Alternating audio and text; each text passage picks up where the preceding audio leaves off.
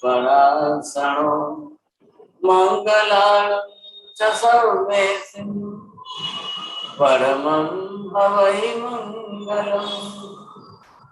જય જગજીવ જોનિ શ્રેયાણો જગદગુરુ જગાનંદ જગનામો જગબંધુ જય જગત્યામો ભય. જય સુયાણ પ્રભુ તીર્થયરાણમ પશ્ચિમો જય જય ગુરુ લોકાનંદ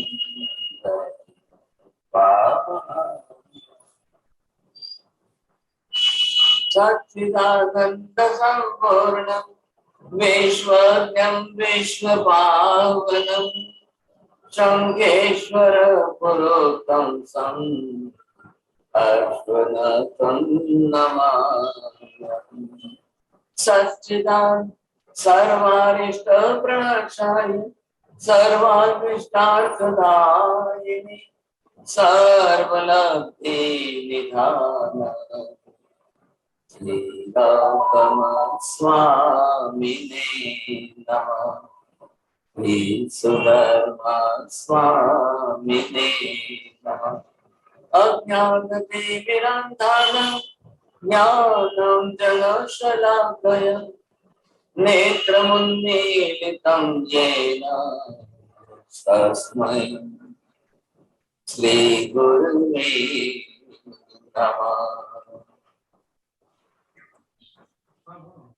આપણે ક્લાસ 5 થી ચાલુ કરું છું. ક્લાસ 5 માં આપણે ગુરુજીએ આપણને રાગ અને સારો કે ખરાબ એ સમજાવ્યું. પછી ભક્ત અને ભગવાન વચ્ચેની સીડી એટલે બ્રિજ બિટવીન ધ ભક્ત એન્ડ ભગવાન is that he explained very nicely, and he explained the difficulties of loving Siddha and Aryan Bhagwan. The reasons were 5. परमात्मा बहुत दूर है, परमात्मा बहुत दूर है, उधर जो जाता है वो जो उधर मोक्ष में कोई जा नहीं सकता है. मोक्ष में सिद्ध शिला पे कोई जावे तो कोई पत्र ले जावे तो पहुंच नहीं सकता है. मोक्ष में जो जाए वो सिद्ध थई जाए એટલે પાછો ના આવે. જે મોક્ષમાં જાય એ પાછો આવશે જ નહીં. આવી બધી મૂંઝવણ દેવેન્દ્રજીએ કવિતા મારફતે આપણને સમજાવી. એનું પદ છે, પ્રીત કરે તે રાગિયા જીનવર હો તુમ તો વિતરાગ. પ્રીતડી જે અરાગીથી મેળવી તે હો લોકોત્તર માર્ગ. પછી ચોથી ગાથા છે, પ્રીતિ અનાદિની વિશ્વરી તે હો ભાવ. નિર્વિત પીડિતડી ઈણ ભાતે હો બનાવ. સંસારી રાગ દ્વેષ વગર આત્મા હોતો જ નથી. અનાદિકાલથી એના કાલથી સંસારમાં છે. રાગ અને પ્રીતિમાં બદલીને કર્મ નિદ્રા કરવાથી મોક્ષની પ્રાપ્તિ શક્ય છે એ ડોક્ટર સાહેબે સમજાવ્યું. ભગવાન અને ભગવાનનો પ્રેમ અને ભક્તનો પ્રેમ એની ચોઇસીસ બતાવી. જૈન તત્વ પ્રમાણે કવિ જાણે છે કે ભગવાન વિતરાગી છે. ભગવાન પ્રત્યે પ્રીતિ છે. ભગવાન તેમને પ્રેમ કરે એ અપેક્ષા રાખવી નિરર્થક છે, કારણ કે ભગવાન તો પોતે વિતરાગી છે. એમ કે છે કે કવિ, તમે તો વિતરાગ છો, હું તમને પ્રેમ કઈ રીતે કરી શકું. પછી ડોક્ટર સાહેબે આપણને લૌકિક ભક્તિ અને લોકોત્તર ભક્તિ વચ્ચેનો તફાવત સમજાવ્યો. નિસ્વાર્થ પ્રેમ શ્રદ્ધા નિષ્ઠા સમ્યક દર્શનમાં બદલાય છે. ભગવાનના ગુણોને પ્રેમ કરીને આત્મા પોતાના દોષોને જાણીને સમ્યક દર્શન તરફ જઈ શકે છે. Very nicely they have given the summary, and each and every person can understand that. what type of the subject is going on. अब आप देखिए यहाँ पर हम सबके आत्मा के अंदर ये राग द्वेष तो पड़े ही हैं सब। ये है किसका? मोहनीय कर्म के सबसे बड़े दो हथियार हैं। ये हमारा जुड़ा हुआ जो है ये मोहनीय कर्म। अब इस मोहनीय कर्म के अंदर मोहनीय कर्म में एक ये है राग और दूसरा है द्वेष। अब राग कितना जल्दी कब द्वेष में पलटेगा पता नहीं। अब संसार के समस्त जीवों की बात है, अनंत जीवों की। अब आप सबकी बात समझ लीजिए। धन का राग है तो धन संपत्ति सामने है। ये लोगों को कितना मोह है देख लो। संपत्ति का राग है, पत्नी का राग है, पुत्र का राग है, परिवार का राग है, और सबसे ज्यादा हमारे शरीर का राग है। सब साधन सामग्रियों का राग है। एक एक छोटी से बड़ी अगर कोई भी वस्तु है तो हमारी मोह दशा उसके साथ जुड़ी हुई है। अब राग बोलिए, प्रीति बोलिए, प्रेम बोलिए, मोह दशा बोलिए, these are all the similar words, एक ही अर्थ में है सब। इधर देखिए तो हमारे खाने पीने के आहार की संज्ञा का राग भी बहुत ज्यादा है। इधर सबके पास गाड़ी बंगला मकान जो भी है उसका भी राग समाज संसार के अंदर। अब कुछ ऐसे हैं हमारे यश कीर्ति नामना जो है, अब ये भी अंदर मान राग तो पड़ा ही है साहब। हर बात में अगर मेरा नाम आ जाए तो मुझे बहुत अच्छा लगता है साहब। मेरा यश कीर्ति बढ़ जाए तो भी मुझे बहुत अच्छा लगता है। अब ये तो रहना ही है, समझे कि नहीं। अब संसार के अंदर ये हमेशा हमारे साथ जुड़े, सैकड़ों प्रकार के दुनिया की जड़ वस्तु का राग और व्यक्ति का राग। अब इन दो के अंदर सभी आप अगर तुलना करें तो आपको लगेगा कि मुझे संसार की कितनी जड़ वस्तुओं का राग है। हर एक को देखो, सब कपड़े भी तो जड़ साधन है, लेकिन मोह दशा तो है ये। हर चीज के साथ ऐसे हम जुड़ गए हैं, इतनी हमारी राग दशा बनी हुई है कि अब इसमें से बाहर निकलना बहुत मुश्किल है। और ये प्रतिदिन के है, each and every day, each and every hour, each and every minute, हर समय हम अपने शरीर के लिए इतने सजा गए, इतनी मोह दशा, इतनी राग दशा है, आप देख लीजिए। अब इन सब का जितना राग है आपको मालूम है, 15वां पाप स्थानक रति अरति है, 10वें राग है। ये पाप स्थान की प्रकृति है साहब, तो ये तो कर्म बंध कराएगी। अब यहाँ पर जो शब्द का प्रयोग किया है अनादिनी विष भरी, ये प्रीति हमारी कैसी अनादिनी विष भरी है। क्यों विष भरी है? हर एक राग आपको फिर ये नए कर्म का बंध कराती है साहब। अब इतने नए कर्म का बंध कराएगी। आपने जिस समय जिसके बारे में जो भी कुछ जिसका राग किया है, कितना राग किया है, अब एक एक वस्तु के साथ है हर समय हमारे लिए ये कर्म बंध कारक बन रही है। आप जिस समय जिसका राग करोगे, प्रति क्षण जो है जैसे ही राग किया फिर आकर के आपको यहाँ पर ये कर्म का लेयर और बढ़ता जाएगा। आप देख रहे हैं एक बकेट के अंदर हम रोज कचरा डालते हैं तो सुबह से शाम तक बकेट भर जाती है। डस्टबिन के अंदर लोग रास्ते चलते हर एक कोई कचरा डालेगा, डस्टबिन भर जाएगा। सब कार्बन वर्गना पुद्गल परमाणु इसी मोह दशा से राग से खींचे आएगी, अंदर आती रहेगी। अब ये राग दशा आपकी इतनी बढ़ती जाएगी, अब ये कर्म कितना बढ़ता जाएगा। इन शब्दों को यहाँ पर महापुरुष ने किस तरह से लिया है? प्रीति करे ते रागिया, ये भी कह दिया साहब। प्रीति अनादिनी विष भरी, आप देख लो तीसरी गाथा चौथी गाथा, ये क्या है? प्रीति अनादिनी विष भरी। अब हमारी आत्मा के साथ ये जुड़ गया और ये अनादि काल से चल रहा है, आज की बात नहीं है। कितने जन्म बीत गए, कितने भव बीत गए, हम इसी चक्कर में हैं, इसी संसार के चक्र में। फिर राग किया, फिर मोह दशा बढ़ी, फिर कर्म बंध हुआ, फिर वापिस आपने जो है अपनी तरह से कर्म क्षय किया कि नहीं किया, निद्रा की कि नहीं की, लेकिन ये दशा बढ़ती गई। हर एक का राग द्वेष क्लेश कसाय है किस बात का? आपने देखा 18 पापस्थान के अंदर 10वें राग, 11वें द्वेष, 12वें कलह। अब भाई भाई के बीच में झगड़ा होता है, देरानी जेठानी के बीच में झगड़ा होता है, बाप बेटे के बीच में झगड़ा होता है, सास बहू के बीच में होता है, माँ बेटी के बीच में होता है। ये किसके कारण है? सबका कारण तो यही बन रहा है ना, आखिर तो राजद्वेषी हमारे क्लेश कसाय के कारण। अब जितने कसाय इसमें मिलेंगे, सात छठे क्रोध, 7वें मान, 8वें माया, 9वें लोभ, अब ये जितने इसके साथ जुड़ेंगे, इंटेंसिटी बढ़ती जाएगी, कर्म बढ़ते जाएंगे, कर्म बढ़ेंगे, भव बढ़ेंगे, भव बढ़ेंगे, संसार चक्र आपका बढ़ता जाएगा। ये यहाँ पर शब्द से बताया, प्रीति अनादिनी विष भरी, जे रीते कर्मा हो जभा। हे भगवान, अब मैं तो जो है ये मेरी आदत है, अनादि काल से इसी तरह से राग दशा की मेरी आदत बनी हुई है।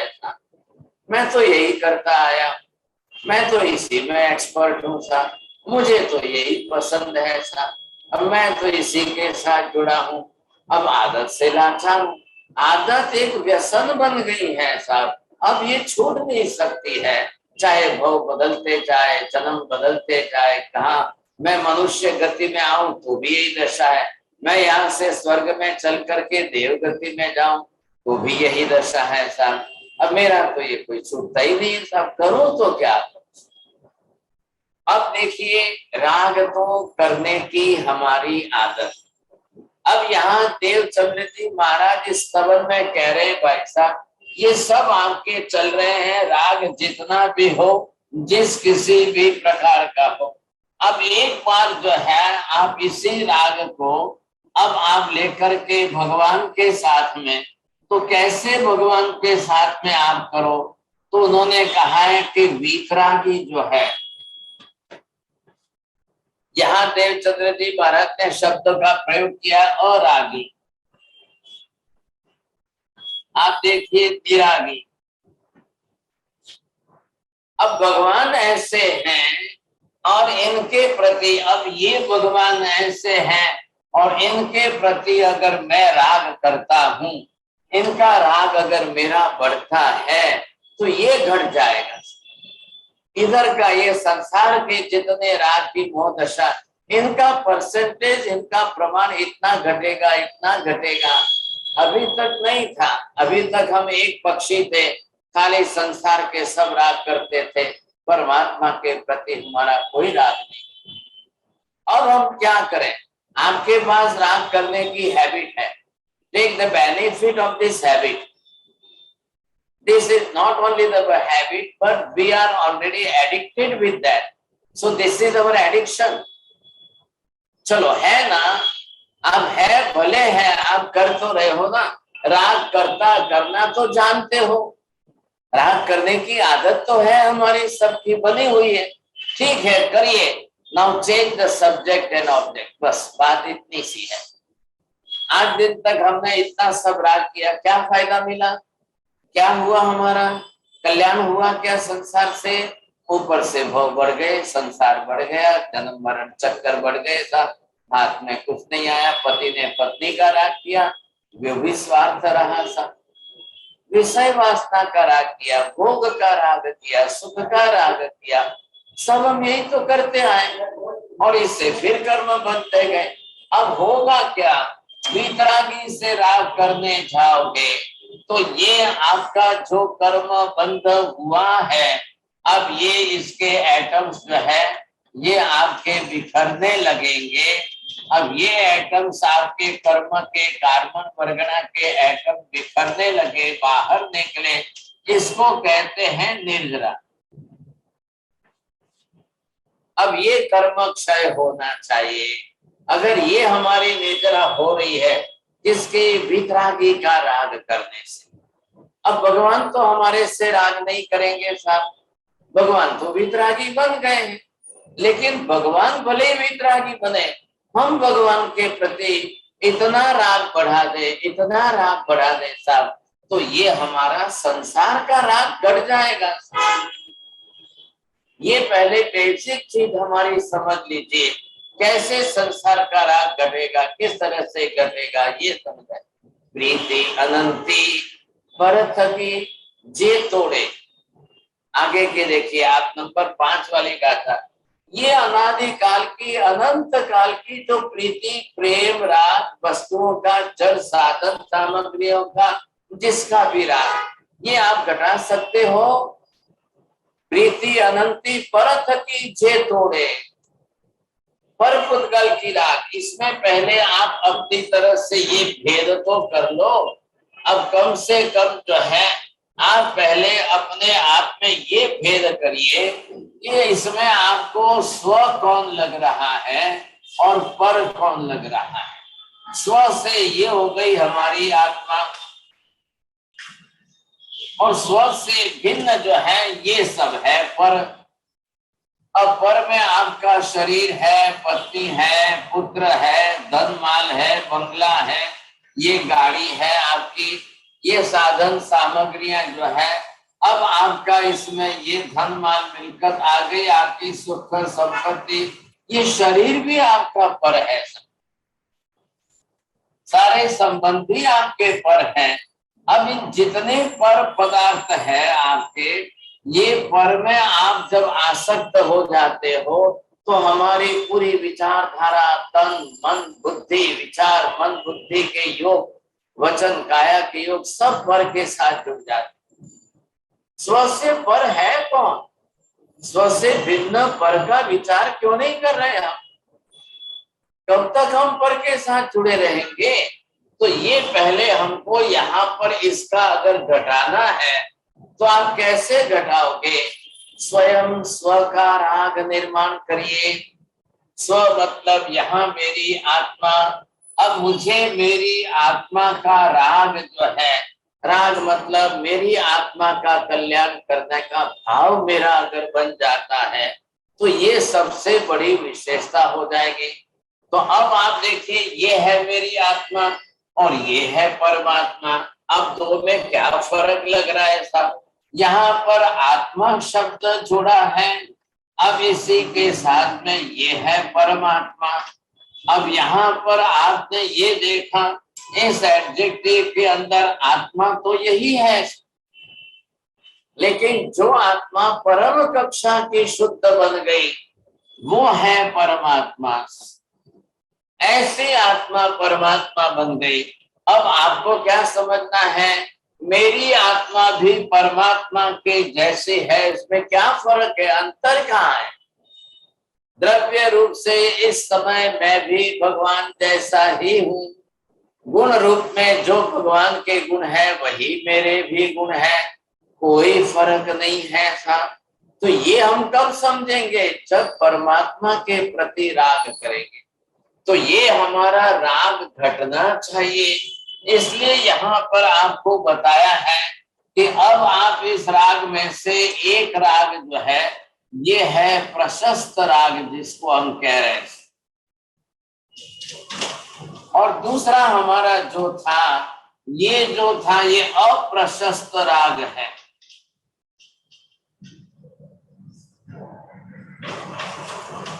अब ये स्तवन जो है क्या कह रहा है? मुख्य, the main topic of this subject, आप इस सब्जेक्ट का, स्तवन का मेन जो एसेंस है वो राग का अप्रशस्त राग को छोड़ करके प्रशस्त राग अपना ही है। ये प्रशस्त राग जो है वो परमात्मा के साथ अगर जुड़ जाता है तो ये प्रशस्त राग परमात्मा के साथ जुड़ा हुआ, अब इसको आपको अप्रशस्त राग को घटाता जाएगा। अप्रशस्त राग कौन सा है? ये रोज नए कर्म का बंध कराता है। अभी हमने जो देखा, जितनी वस्तुओं के साथ का जो राग था, ये रोज नए कर्म का बंध कराता है साहब। और ये प्रशस्त राग जो है इन कर्मों का प्रमाण घटाता है। बस ये इसका काम है।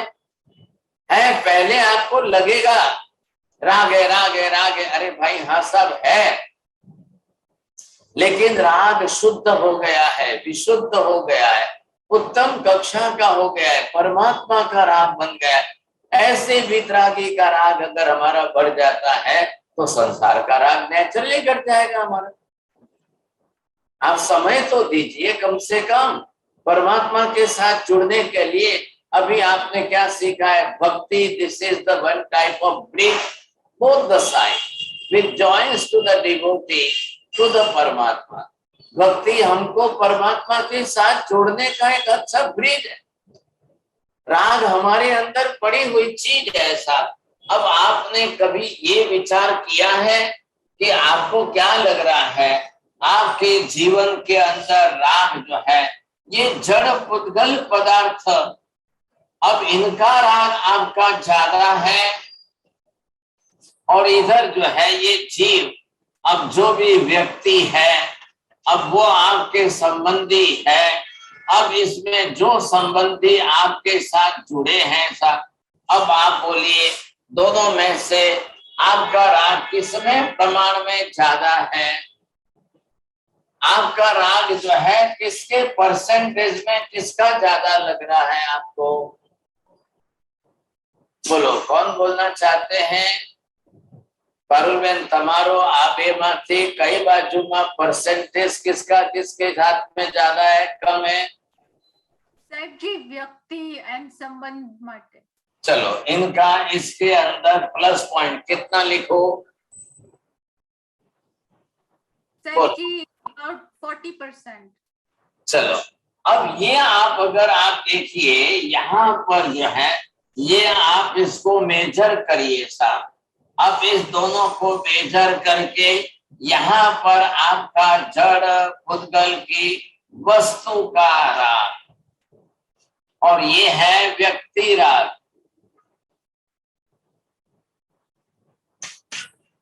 बोलो अब आप सब अपना अपना बोलिए किसका कितना लिखना है। प्रवीण भाई आपका इधर कितना लिखना है, इधर कितना लिखना है, दोनों में?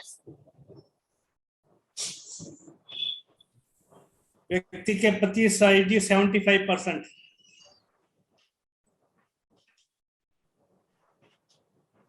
बोलो दीपक भाई તમારું કેટલું લખો? 50-50 50। हाँ जी इनका 50-50 लिखा है। बोले इला बहन आपका कितना किधर लिखना है? नहीं इनको मौन है। माता जी आपका कितना लिखो? साहब जी व्यक्ति के साथ 80% और इधर 20। जीरो लिख दो। जीरो नहीं साहब जी 80-20। अरे जीरो बोलो ना भाई साहब, आपको तो बिल्कुल राग ही नहीं है, बिल्कुल किसी का कुछ भी राग नहीं है। बोलो अब आप बोलो उतना लिख दो साहब, किस तरह से किसका लिखना है। अब ये संसार है, सबका संसार है, आप देख रहे हैं ना, तो सबको ये ख्याल आ जाएगा साहब। बोलिए साहब अंतर देवी जी आपका कितना? जीरो लिख दो। नहीं चलो उमेश जी आपका कितना लिखना है? अभी जीरो राग नहीं हुआ है। नहीं हुआ अभी? जीरो नहीं हुआ है, चेष्टा कर रहे हैं। व्यक्ति के साथ 40% है जी। व्यक्ति के साथ 40 है, इधर 60 है, इधर कुछ नहीं है जी, जड़ पुत्र के साथ नहीं है जी। अरे अब जिसको जितना हाँ आपको जिसको जितना परसेंटेज है तो आप देखिए परसेंटेज आपको। दीपक भाई कितना लिखो? जीरो लिखो। 41 तो લખવાનું 0 દીક્ષા લેવાનો અત્યારે કોઈ વિચાર। चलो विपिन भाई कितना लिखना है? 90-10। 90। 10 व्यक्ति प्रति 90। अभी फैमिली पर 90 इधर है और इधर 10% हो जाएगा साहब। यस अब ये सब यही बोल रहे हैं साहब। अगर मैं अभी ये पूछता हूँ कि चलो ये मैंने निकाल दिया सर, अब ये निकाल करके अब मैं आपको पूछता हूँ कि आपके राग का केंद्र इधर जो है ये वितरागी भगवान के प्रति अब आपका राग कितना है? माता जी बोलिए। अब मैं 100% लिख दो। साहब जी लिख दीजिए। 100% लिख दो। चलो वेरी गुड, एक जने तो है सर। बोलिए साहब। अनिला बहन आपके भी 100% लिख दो, ये भी बोल रहे 100% लिख। बोलो पारुल बहन, तो आप भी बोलेंगे क्या 100%? 99%। 99, चलो इन्होंने एक कम किया। अब इधर जो है हीना बहन, आपका कितना लिखना है? 90% साहेब। Very good. नीलिमा बहन शाह, बोलो कितना लिखूं? 90% साहेब। 100%। Very good. चलो अब आप ये सोचिए, जब पहले आपने वो राग जड़ और व्यक्ति का राग ही 90, 80, 60, 40 सब लिखा दिया, तो जगह कहाँ बची है? भगवान के प्रति प्रेम की, राग की, भक्ति की आपके पास जगह कहाँ बची है? सोचिए। बस ये परसेंटेज हमको बढ़ाने हैं। तो यहाँ क्या कहा है इनके शब्द? प्रीति अनंती परत की जे तोड़े जे जोड़े हो। आप लाइन देखिए, परफेक्ट समझेंगे। इधर की आपको तोड़ना है और इधर आपको परमात्मा के साथ जोड़ना है। क्या जोड़ना है आपको? प्रीति। अब यहाँ पर प्रीति का मतलब ही राग है साहब। आप अगर ये नहीं तोड़ेंगे तो इधर नहीं जुड़ेंगे, ये परसेंटेज आपके नहीं घटेंगे तो इधर नहीं बढ़ेंगे। ये कौन सा जोड़ना है आपको? यहाँ पर ये प्रशस्त भाव का राग है। अब ये आपको अगर बढ़ाना है तो इधर इनके माइनस आपको करने ही पड़ेंगे। आप बोलने में चतुर हो, चलो जोड़ लो, अब लिख दो 100% लिख दो, लेकिन इधर 100% लिखा तो इधर माइनस होना चाहिए। ये प्रशस्त राग नहीं है। ये तोड़ना कौन सा है? ये आपका अप्रशस्त जो है, ये आपको घटाना है। अब ये आप घटाते जाओ तब समझेंगे कि हाँ इधर बढ़ रहे हैं, इधर के परसेंटेज बढ़ रहे हैं, तब आपको ख्याल आएगा, समझे कि नहीं? तो ये हमको कब समझ में आएगा साहब? Sahib ji, I'm still confused about Prashasta and Aprashasta I Rag. already explained that Aprashasta Rag in the universe, in sansara, everywhere within, joining with all other worldly things. And the jeev which is bounded by the karma, that is called Aprashasta. And you make your Prashasta Rag neat and clean, where there is no selfishness, is nothing. So that is connected with the Paramatma, that is good. So that प्रशस्त राग, राग तो है, प्रेम तो है, भक्ति है, लेकिन वो जब परमात्मा के साथ जुड़ गए तो इसके परसेंटेज वो नेचुरली कम करते जाएंगे, नेचुरली कम होता जाएगा। पूरे संघ के अंदर स्वामी वात्सल्य है। आज वहां पर मिठाई की जो है सबके लिए आमंत्रण है और आप आमबिल करके पचकान लेकर के सामयिक में बैठ गए, तब लगेगा कि हाँ साहब she is reducing her percentage now. तब आपको लगेगा साहब कि हाँ साहब अब मुझे कोई इच्छा नहीं हो रही है साहब।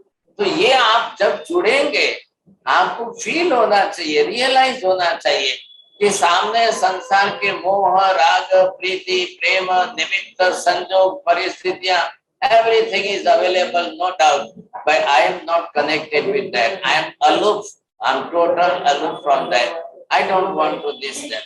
अब ये सब चलता रहेगा, संसार का मोह चलता रहेगा, but I am totally on another side. ये जब आपको लगे कि मैं तो परमात्मा की भक्ति में तल्लीन हूँ साहब, ये कक्षा हमारी आनी चाहिए। ये नहीं आ रही है और ये नहीं आने के कारण तकलीफ है। तो प्रीति अनंती परत की जे तोड़े हो ते जोड़े। आप पर की प्रीति प्रेम जो है तोड़ेंगे तो इधर बढ़ेंगे, इधर तोड़ेंगे तो इधर बढ़ेंगे। Those who are detached with the God, they are attached with their all the worldly things. Those who are attached with all the worldly things, they are detached with the God. कई लोगों के पास मंदिर जाने का समय नहीं है, भगवान की माला जाप करने का समय नहीं है, सामायिक करने का समय नहीं है। उनको बोलो भाई साहब एक आधा घंटा टीवी पर से घटा दो, एक आधा घंटा आपकी नींद में से घटा दो, एक आधा घंटा न्यूज़पेपर पढ़ने में से तो घटा दो। ये समस्या है घर में जो है। आप देखिए पत्नी सामायिक कर रही है और पति को बोलो सामयिक लो ने बेसो ने, वो बोलते मेरे को 1 घंटा तो न्यूज़पेपर पढ़ने में जाएगा साहब, because I am taking 4 to 5 newspapers and I am paying the money for that, so I have to read this.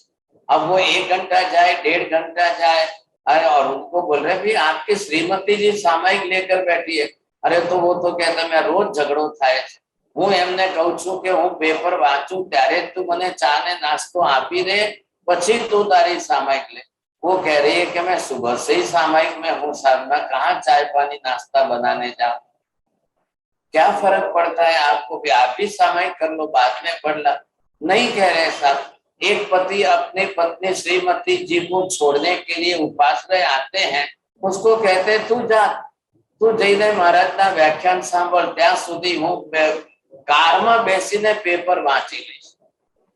पति पत्नी के साथ में प्रवचन में आकर के बैठने को तैयार नहीं है, प्रवचन सुनने को तैयार नहीं है।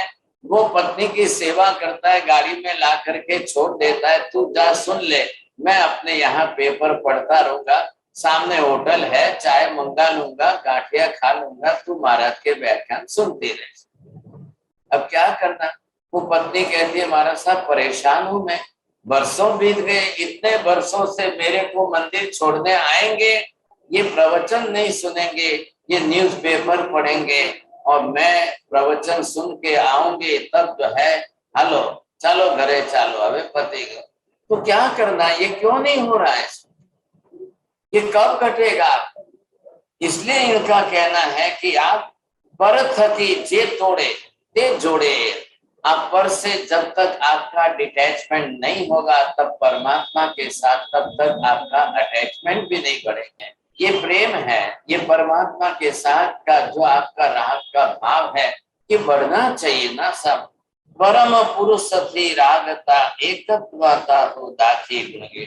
अब ये परमात्मा है, अब परमात्मा कौन है, कैसे है, अब किस तरह से इनका स्वरूप कैसा है, या तो परमात्मा की पहचान नहीं हुई अभी तक, इसलिए राग नहीं जुड़ रहा है।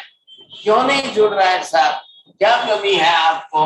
तो यहाँ पर आपको ये बताया है कि ये परमात्मा है। अब परमात्मा के अंदर इनके जो गुण है, अब ये जो गुण इनके जैसे हैं साहब, इनके गुणों का आप विचार करो कि कितने हैं, ये सब परमात्मा के गुण हैं।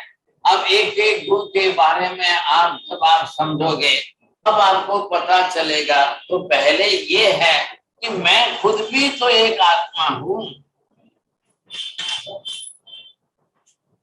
अब इधर परमात्मा और मेरी आत्मा में क्या डिफरेंस है साहब, बिल्कुल नहीं। परम पुरुष ने राग था, अब परम परमात्मा जो है इनका राग प्रशस्त राग जैसे ही बढ़ जाएगा, एकत्वता आप दोनों के बीच में अपनी एकता बैठा। जैसा मैं हूं वैसे भगवान है, जैसी मेरी आत्मा है वैसी परमात्मा है, जैसे मेरे आत्मा के गुण है वैसे परमात्मा के गुण है, कोई फर्क नहीं है, दोनों की समानता एक तरीकी है। बस मेरे में ये गुण जो है, ये मेरे में गुण सत्तागत हैं। अब ये सारे गुण मेरे में है और परमात्मा में है, कोई फर्क नहीं है। क्यों नहीं है साहब, हमारी और परमात्मा की दोनों की आत्मा एक सरीखी एक जैसी। आत्मा द्रव्य मेरा भी है, परमात्मा की है, कोई फर्क नहीं। तो ये जो विशेषता बनी हुई है, तो आत्मा के गुण तो अनंत जीव में एक सरीखे है, गुण में तो कोई फर्क पड़ता ही नहीं है साहब। अब इतने अनंत गुणों की समानता जो आई है यहाँ पर, अब मुझे भगवान के प्रति ये प्रीति, ये प्रेम, ये राग क्यों बढ़ाना है, क्यों बढ़ाना है। ये बढ़ेगा तो इधर मुझे मेरा जो है अपना ख्याल आएगा, मैं अपने आप को समझ पाऊंगा, नहीं तो कैसे समझूंगा सब। प्रभु जी ने अवलंबता निज प्रभुता हो प्रगटे गुणराग। भगवान का आलंबन लेने से मेरे में भी वैसे गुणों का राग बढ़ेगा। भगवान तो आलंबन है, भगवान तो निमित्त हो गए साहब। लेकिन परमात्मा के दर्शन से, परमात्मा की भक्ति से, परमात्मा की पूजा से, परमात्मा की आराधना से आप किसी भी तरीके से करेंगे तो पहला फायदा तो ये है, मुझे मेरा परिचय होगा। I can know my own self, that who am I, what myself is। पहले ये जब आप जोड़ देंगे तब आपको ख्याल आएगा कि हाँ साहब, मैं बिल्कुल भगवान के जैसा ही। ये मुझे बोध कब हुआ? आज दिन तक नहीं हुआ था। मैं कभी अपने आप को समझ ही नहीं पाता था। कोई अगर मुझे पूछ लो हु आर यू, आप कौन है, मैं मेरा नाम देता हूँ, मेरे रिलेशन बताता हूँ, मेरा काम बताता हूँ, मेरी प्रेस्टीज बताता हूँ, कोई अपनी पोस्ट बताता है, कोई अपनी डिग्री बताता है, कोई सबसे आपका जो है, आपने अपना खुद का जो परिचय दिया है वो दिया।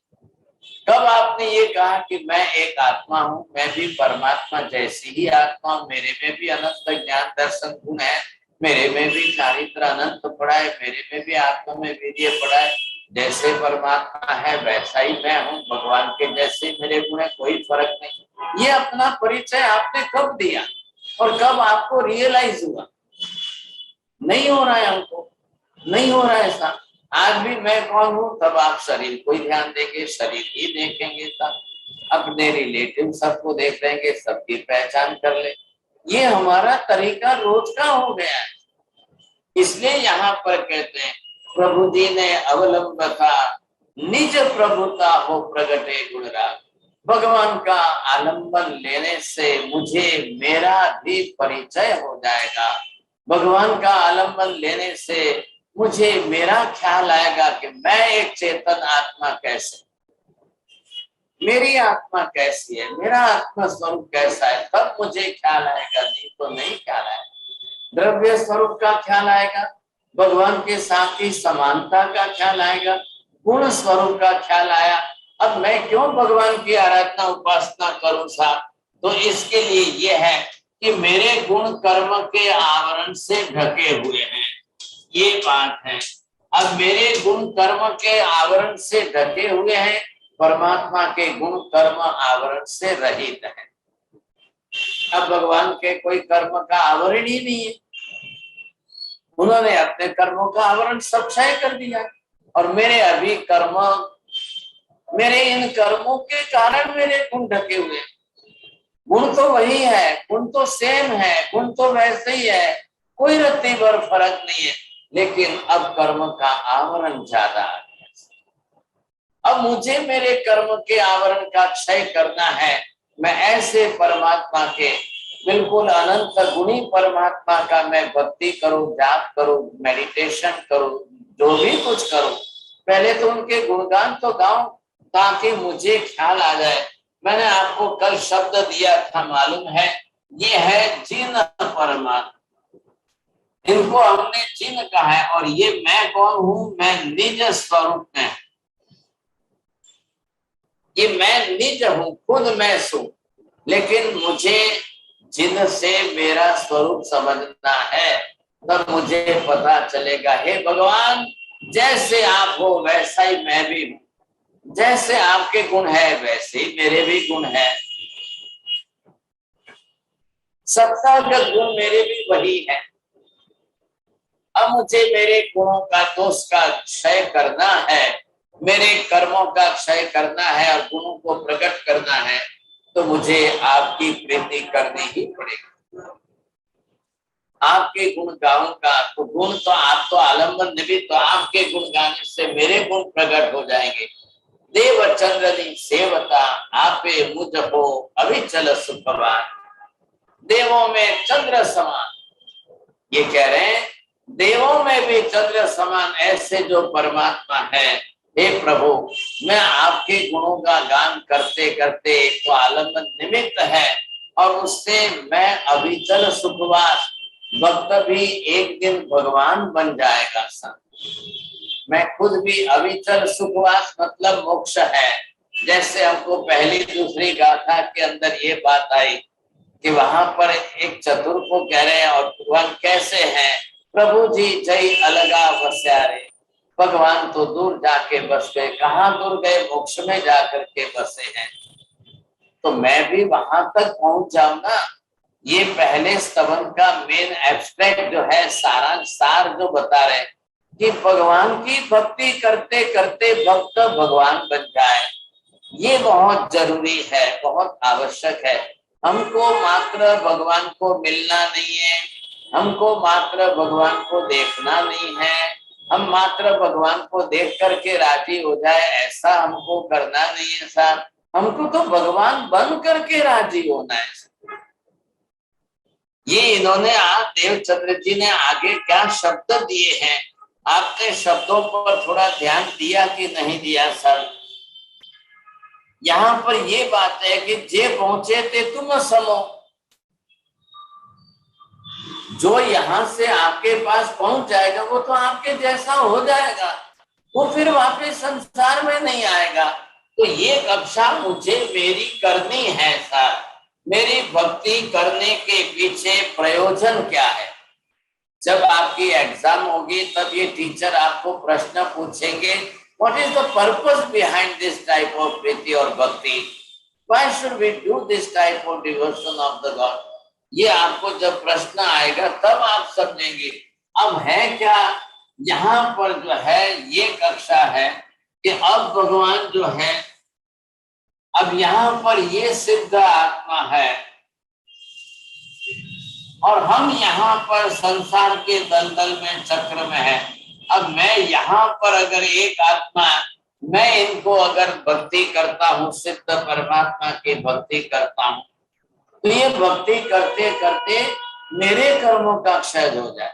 जरूर भगवान सात राम लोग अंतर दूर बैठे हैं, अरिहंत यहाँ है, सिद्ध वहां है, मैं उनकी आराधना उपासना करता हूँ। मैं कल अरिहंत बन सकूं या न बन सकूं, मैं कल सिद्ध जरूर बन सकता हूं। अरे ये बात समझ में, कल मैं अरिहंत बनूं या न बनूं, मैं भगवान बनूं या न बनूं, मैं तीर्थंकर बनूं या न बनूं, मैं मोक्ष में जा सकता हूं, मैं सिद्ध बन सकता हूं। लास्ट गाथा 6 गाथा है, 6ठी गाथा में लास्ट में कहा है अविचल सुखवास। ये शब्द आपने ध्यान दिए, आपने देवचंद्रनी सेवना आपे रुज हो अविचल सुखवान। ऐसे देवों में चंद्र समान परमात्मा की भक्ति, आराधना, उपासना करने से मुझे भी ऐसा अविचल सुखवास प्राप्त हो सकता है, मिल सकता है, मिलता है। अनंत भूतकाल में अनंत आत्माओं ने परमात्मा की आराधना उपासना करके मोक्ष प्राप्त किया है, वो मोक्ष में गए हैं। आपको लग रहा है कि मैंने पहले भी कहा वन साइडेड प्रेम, संसार में क्या हो रहा है, बोथ द साइड, पति भी प्रेम करे, पत्नी भी प्रेम करे, दोनों का प्रेम उतना ही होना चाहिए साहब। इधर क्या है, भक्त ही भगवान को प्रेम कर रहा है, भगवान भक्त को नहीं कर रहे हैं साहब। लेकिन भगवान का प्रेम भक्ति से इतना ऊंचा हो जाता है कि भगवान भक्त भी कल भविष्य में भगवान बन जाएगा। तो जितने अनंत मोक्ष में गए हैं उनके अंदर कितने भक्त कैसे गए, बिना भगवान को मानने वाला कोई मोक्ष में नहीं गया। आज भी कई लोग बोलते हैं I am not believing the God is existing और what, no not at all, forget about this thing, I am not believing there is a God. ऐसे नास्तिक लोग, मिथ्यामती लोग कभी नहीं जाते हैं। If you want to achieve that salvation, if you want to achieve that, then it is compulsory for us to go there। भगवान की भक्ति भी करना है, उपासना भी करना है, और तभी जाकर के भी हम भी कर्म रहित हो जाएंगे, कर्म क्षय हो जाएंगे, तो हम भी कल मोक्ष प्राप्त कर सकेंगे।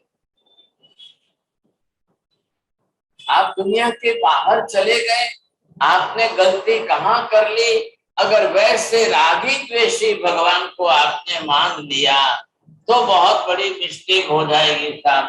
कल आपको जो है कोई रागी भगवान मिल जाए, कोई द्वेषी भगवान मिल जाए, अब आप एक भक्त के रूप में ऐसे भगवान को मानते रहो, ख्याल है कि नहीं? कल ऐसे भगवान को हम मानते रहेंगे तो परिणाम क्या आएगा, फिर हम रागी द्वेषी बनेंगे। किसी के हाथ में गदा है, किसी के हाथ में धनुष है, किसी के हाथ में तीर है, किसी के हाथ में सुदर्शन चक्र है, किसी के हाथ में क्या है। हमको ऐसे रागी द्वेषी नहीं चाहिए। ये तो सब मैं करके आया हूँ अनंत भूतकाल में, ये सब मैं अनंत बार कर चुका हूँ सर। अब मुझे इसमें से कुछ भी नहीं चाहिए। ये मुझे ऐसी रागी द्वेषी नहीं चाहिए।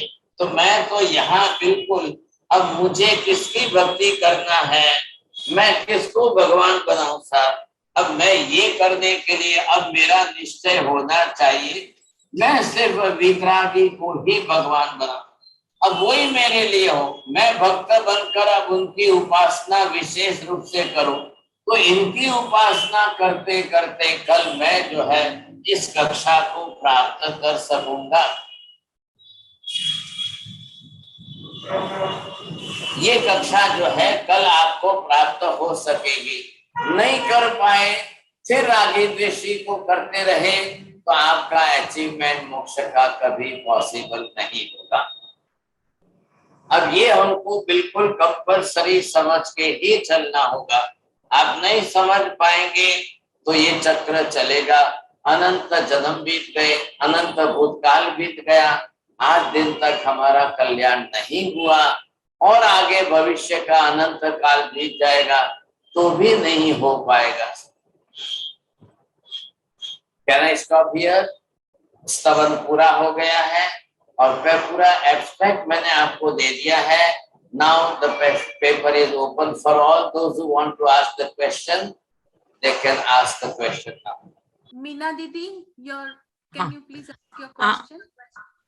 हाँ साहिब जी, आपने बोला कि हम डायरेक्ट सिद्ध वितरागी से प्रेम करेंगे तो डायरेक्ट सिद्ध पर पहुंच सकते हैं, और यंत्र का नहीं, लेकिन डायरेक्ट सिद्ध पर पहुंच सकते। क्यों अर्यंत बीच में नहीं आता है? आता है ना? नहीं, तो वहां डायरेक्ट सिद्ध पर पहुंचने का कि पहले अर्यंत पर पहुंचने के बाद सिद्ध पर पहुंचने का आपने बोला ना?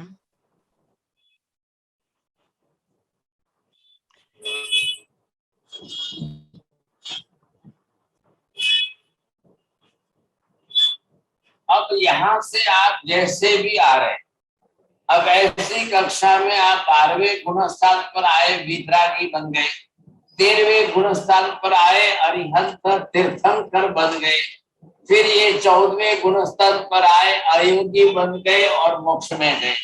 अब ये 12वें गुणस्थान पर आना कंपल्सरी। आप वितरागी बने, आप यहाँ केवल ज्ञानी बने, आप अयोगी बने और मोक्ष में गए। Now see the first way and second, ये दो रास्ते हैं। बोलिए, अब आपको अरिहंत बन के जाना है या भगवान न बनते हुए साधु साध्वी आचार्य उपाध्याय गंधर्व भी केवल ज्ञान पा करके वो भी मोक्ष में जा सकते हैं?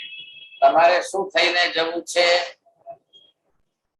तो उसके क्वालिफिकेशन में अर्यंत के क्वालिफिकेशन में क्या फर्क है? कोई फर्क नहीं है, one and the same. Extra है डिग्री, तीर्थंकर बनेंगे वो भी केवल ज्ञानी और ये भी केवल।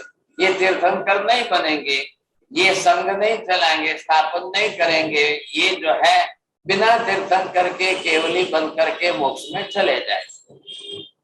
आज एक से तीर्थंकर થઈને ગયા એ કેટલા? Only 24।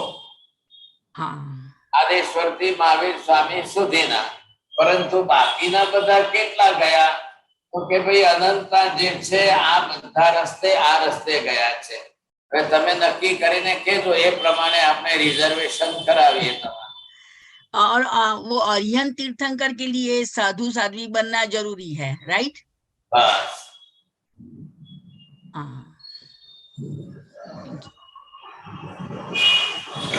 Praveen bhai, can you please ask? जी, आपने स्वसर्ग का उपयोग किया था आत्मा के लिए, तो आत्मा के लिए स्वसर्ग का उपयोग का क्या कारण था? स्व मतलब आत्मा। अभी आप गंधर्व बात में सीख रहे हो ना, स्व मतलब मैं खुद, स्व मतलब मैं खुद हूँ। तो मैं कौन? शरीर नहीं है, मैं आत्मा हूँ। शरीर तो मेरा शरीर, पर के साथ जुड़ा हुआ वो मेरा शरीर आ जाएगा। Sunita Di, can you please ask your question? Sahib जी, मैं दिल्ली में एक मंदिर है मेहरौली में, मैं जब भी वहां दर्शन करने जाती थी, वहां लिखा हुआ था कि जिन दर्शन के बिना निज दर्शन संभव नहीं है। ये लाइन मेरे दिमाग में घूमती रहती थी। और मैं जब भी भगवान के दर्शन करती थी तो कहती थी आपके स्वरूप में अपने स्वरूप का दर्शन करूं।